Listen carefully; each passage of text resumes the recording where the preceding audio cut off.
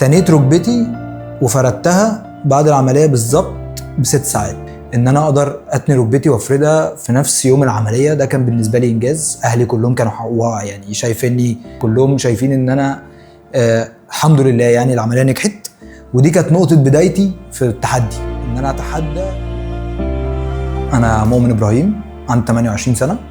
انا عملت عمليه رباط صليبي امامي في ركبتي اليمين مع دكتور ياسر رضا. اكتشفت ان انا عندي قطع كامل في الرباط الصليبي الامامي. انا كنت بلعب بادل، اخدت خطوه غلط برجلي اليمين وركبتي اتنت لجوه. قعدت الاول شويه متردد من العمليه. كنت اعرف دكتور ياسر اخويا الكبير عمل عمليه في كوع الشمال منها، والعمليه كانت ناجحه جدا يعني، وقال لي ان انا محتاج لازم اعمل عمليه علشان ده الاصلح يعني لاي حد عايز يرجع للرياضه، عايز يرجع لحياته الطبيعيه. صراحه كنت قلقان، دخلت زي اي حد على النت افهم الموضوع واحاول اعمل سيرش عن القصه يعني.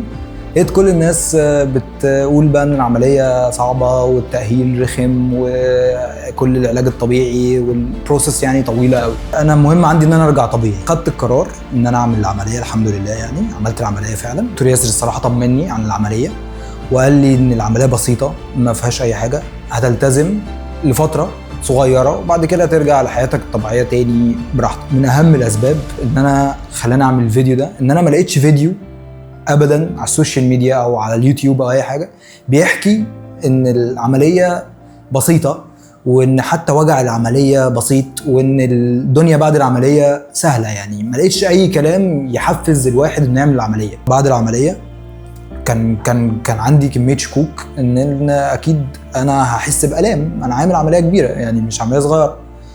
الصراحه ما حسيتش باي حاجه قويه، اللي هو احس ان انا بتعذب او احس ان انا بعيط او احس ان انا بحزق من كتر الوجع. لا، ما حسيتش الكلام ده كله. قعدت 5 ساعات بعد العمليه مع بال ما تاثير البنج يروح، واديت لنفسي اختبار كده، المفروض اعمل تمارين بعد العمليه مباشره على طول. كان بالنسبه لي ايه، هعملها يعني حتى لو انا احس بالام او احس هعملها. عملت اول تمرينه بعد ساعتين بالظبط من بعد ما صحيت، ان انا افرد مشط رجلي واتنيه. دي البيزكس يعني بعد العمليه على طول. تنيت ركبتي وفردتها بعد العمليه بالظبط ب6 ساعات.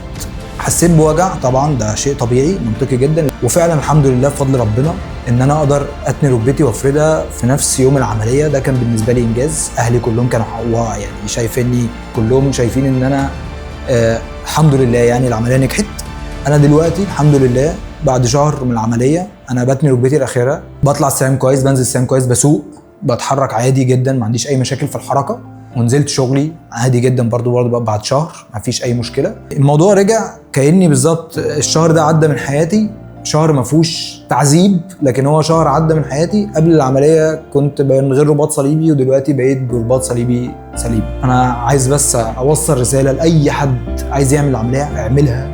الموضوع بسيط جدا. كل ما في الموضوع في الريكفري، كانك بتروح الجيم، كانك بتعمل تمارين بسيطه في البيت، وهتنبسط قوي مع كل بروجرس بتمر بيه.